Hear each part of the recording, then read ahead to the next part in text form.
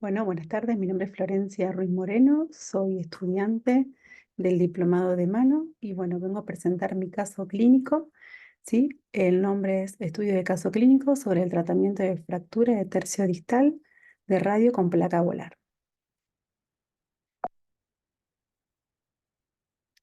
Bueno, en la presentación del caso fundamental me pareció importante establecer como la definición de que va a ser una fractura radiodistal, cualquier fractura que involucre la porción distal del radio, ¿sí? Va a incluir las articulaciones radiocubital distal, puede incluir también a la radiocarpiana, ¿sí? Y a todo proceso de estiloides del radio. Por lo general, las fracturas de radio distal, bueno, como decía la definición, es una de las lesiones óseas, ¿sí? Más comunes, que afecta a personas de todas las edades, pero bueno, su incidencia va aumentando con la edad, es más común y más frecuente en mujeres que en hombres. Bueno, y algunos de sus factores de riesgo, como dice la presentación, es la osteoporosis, caídas, deportes de alto impacto. Hay que recordar un poquito sobre la anatomía, como nos presenta también la diapositiva, ¿sí? Que bueno, que el radio en la porción que se fractura es a nivel distal, ¿sí? Y ahí está involucrada la radiocarpiana, la radiocubital distal, ¿sí? Tenemos varios tipos de ligamentos, pero bueno, el ligamento radiocubital anterior, el posterior, los colaterales, son los que toman mayor preponderancia en este caso, ¿sí? No debemos olvidarnos la inervación del nervio radial y del nervio mediano que pasan también por esta zona. Y bueno, y fundamentalmente la función de nuestra muñeca es la de movilidad y estabilidad en pocas palabras. Bien, bueno, también para seguir conversando sobre las fracturas de radio distal, bueno, pueden ser intraarticulares o extraarticulares, pueden ser desplazadas o no desplazadas. El tipo de fractura puede ser transversal, oblicua o conminuta, ¿sí? Los mecanismos de lesión, habitualmente los más caídos son con la mano en extensión, ¿sí? Cuando uno va caminando por la calle o demás, se tropieza y apoya la mano sobre el piso, ¿sí? O dorsiflexión, que es la que se llama fractura de Coles, o por flexión palmar, fractura de Smith, ¿sí? Como decíamos anteriormente, puede ser por golpes directos o por esfuerzos repetitivos también. ¿Cuáles van a ser los tipos de tratamiento que podemos llegar a encontrar en este tipo de lesiones? Puede ser un tratamiento conservador, donde a la persona se le coloca un yeso o una férula, que habitualmente son en fracturas no desplazadas, o puede ser una reducción quirúrgica, o sea, un tratamiento quirúrgico, ¿sí? Con una fijación interna, ¿sí? Una RAFI, para fracturas por lo generalmente que están desplazadas o inestables, ¿sí? O bueno, o también se puede plantear una artroplastía de muñeca para los casos que son más complejos. Bueno, en cuanto a relación al caso que hoy nos convoca, sí, es un paciente masculino de 31 años de edad, sí, que sufrió una fractura de radio distal izquierdo y fue tratada con una reducción abierta, sí, y una fijación interna. El paciente, bueno, es una persona joven, soltera, trabajador, que tiene como interés principal la práctica deportiva. El paciente acude a terapia de mano para iniciar el proceso de rehabilitación posterior a la cirugía, ¿sí? Es importante destacar que el tiempo transcurrido desde la cirugía, ¿sí? Que fue hace 37 días, ¿sí? Y se encuentra dentro de los tiempos esperados como para iniciar su tratamiento en la rehabilitación de terapia de mano. Bueno, la fractura se produjo por una caída de la moto, ¿sí? Como hablábamos previamente, o apoyó la mano en el piso, ¿sí? Que es justamente uno de los mecanismos más frecuentes. Señalo lo del tabaquismo, sí, porque no deja de ser un factor de riesgo que va a poder llegar a influenciar y a retrasar el proceso de cicatrización de la herida, ¿sí? Y la consolidación de la posterior fractura. En la exploración física, sí, que se realizó al momento del ingreso del paciente, ¿sí? Fue dolor a nivel de la palpación, limitación de la movilidad, parestesias, que también son los síntomas comunes de este tipo de pacientes, ¿sí? Y bueno, también en uno de los casos, bueno, que como se mostró previamente, se había hecho también el registro radiográfico, ¿sí? Y que mostraba que la fractura había quedado adecuadamente estable.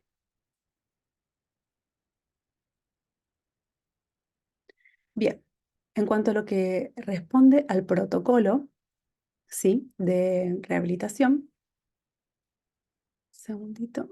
Ahí va. Establecimos, bueno, primero lo dividimos en tres fases: fase inicial, fase intermedia y la fase avanzada. La fase inicial, realizamos la anamnesis inicial junto con una evaluación de lo que es el rango de movimiento, de muñeca y de dedos, dolor, sensibilidad, y se evaluó la discapacidad del miembro superior. También se realizaron tratamientos como termoterapia, terapias manuales, ejercicios, que se basó fundamentalmente en la movilización relativa, ¿sí? Considerando el dolor y la inflamación, y como un punto a destacar importante, la educación de nuestro paciente. Posteriormente se desarrolló una fase intermedia, ¿sí? Donde el tratamiento se focalizó en ejercicios de fuerza en supinación, en todos los planos, sea en flexión, en extensión, en desvío radial y cubital, con una resistencia leve. Y se progresó con el uso de la férula que el paciente ya traía al momento del ingreso con un pulgar libre. Ya llegando a la fase más avanzada, alrededor de la sexta u octava semana, ¿sí? Se realiza una reevaluación del rango de movimiento, del dolor, de la sensibilidad, de la fuerza y la discapacidad de nuestro paciente. A la derecha hay algunas imágenes en relación al proceso que se desarrolló. Básicamente, el tratamiento volvió a consistir en la termoterapia, ¿sí? Nosotros aplicamos agente térmico calor húmedo. También se realizaron técnicas de terapia manual, ya con un trabajo de cicatriz, que por lo general se esperan 15 días después del postoperatorio como para iniciar el trabajo específico sobre la zona.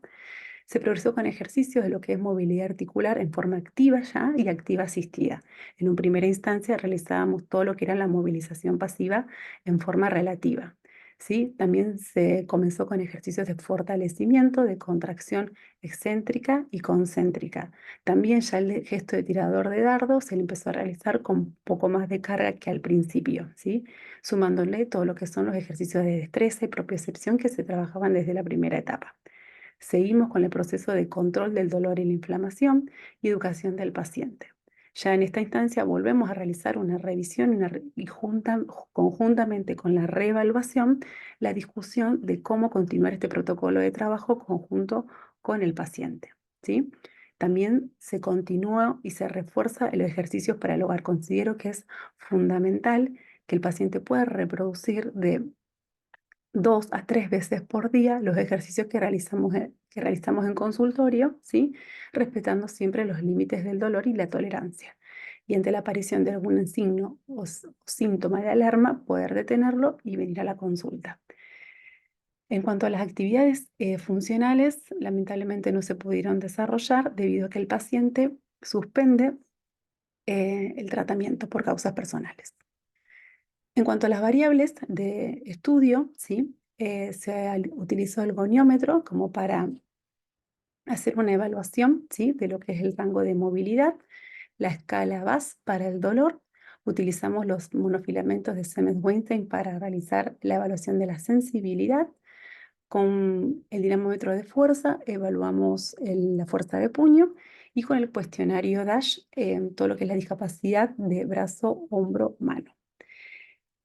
Bueno, fundamentalmente la aplicación de este tipo de tratamiento se realizó, perdón, de evaluación, se realizó en una etapa inicial como para conocer el estado inicial del paciente, poder ir monitorizando su evolución, establecer cuáles van a ser nuestras guías de tratamiento, adoptar medidas de cuidados y de protección, ¿sí? Sobre todo en lo que respecta a la sensibilidad, el trabajo de la fuerza mínima necesaria como para la autonomía y la independencia de sus ABD y ABDI, ¿sí? Y poder comparar si nuestro tratamiento estaba siendo eficaz o debía ser ajustado o reajustado, ¿sí? Con la finalidad fundamentalmente de que la persona pueda volver a sus actividades cotidianas y mantener la mejor calidad de vida posible, ¿sí? Cabe destacar que en este caso en particular no se llegó a evaluar la fuerza del paciente debido a que estaba contraindicado por el médico. Bueno, en cuanto a los resultados obtenidos en relación a las 7 semanas de tratamiento que se realizó con nuestro paciente, ¿sí? Se observaron, bueno, modificaciones en el rango de movimiento. Ahí en el gráfico de la derecha pueden ver flexión de muñeca, extensión, pronación, supinación, desvío cubital, desvío radial, en donde todos hubo una ganancia de grados de movimiento en general, ¿sí?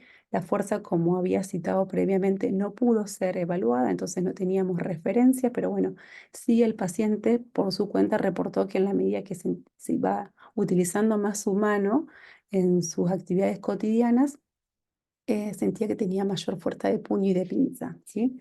El dolor en este caso se mantuvo constante, la única la variación, perdón, que hubo fue en relación a determinados gestos, en algunas veces aparecía y en otros no. Al principio aparecía en casi todos los gestos y después en los gestos más extremos, ¿sí? Y en cuanto al cuestionario de DASH, se observó también una mejora en relación a la función de su mano. A modo de conclusiones, bueno, sobre nuestro programa de rehabilitación de mano, eh, quiero como destacar que el mismo, bueno, se basó justamente, primero se hizo una revisión bibliográfica y exhaustiva, ¿sí? Teniendo en cuenta todas las técnicas de rehabilitación que existían y basadas en la evidencia. Se observaron mejoras en la movilidad articular de la mano y la función de su mano, ¿sí? Obviamente, estos resultados fueron parciales debido al abandono del paciente que no permitió el inicio de la 8ª semana. Considero que es fundamental la adherencia del tratamiento como para poder lograr una recuperación completa en en pacientes con fracturas de radio distal. Cabe destacar que las primeras 10 sesiones este paciente tuvo una adecuada adherencia, ¿sí? Y muy buena predisposición para con este trabajo de investigación. Bueno, de los puntos también es que yo siempre recalco que el tratamiento debe ser individualizado, o sea, planificado y pautado directamente de acuerdo a las necesidades de nuestro paciente, y fundamental la comunicación que debe existir entre el paciente, el médico y el terapeuta ocupacional. Uno de los puntos que quiero dejar como para finalizar es que en mi ejercicio profesional me parece fundamental el establecimiento del vínculo terapéutico con el paciente, poder explicarle al paciente qué le sucedió, qué le está sucediendo y cuáles son sus proyecciones, obviamente sin generar falsas expectativas. Y la aplicación de agente térmico, calor húmedo, es un estímulo muy bien aceptado y muy bien, el paciente se apropia con mucha facilidad de ello y le genera un gran alivio, así como son los baños de contraste. Creo que poder dar herramientas al paciente en relación a comunicación y cómo manejar el dolor es fundamental para su tratamiento. Así que bueno, espero que les haya gustado mi presentación y muchas gracias.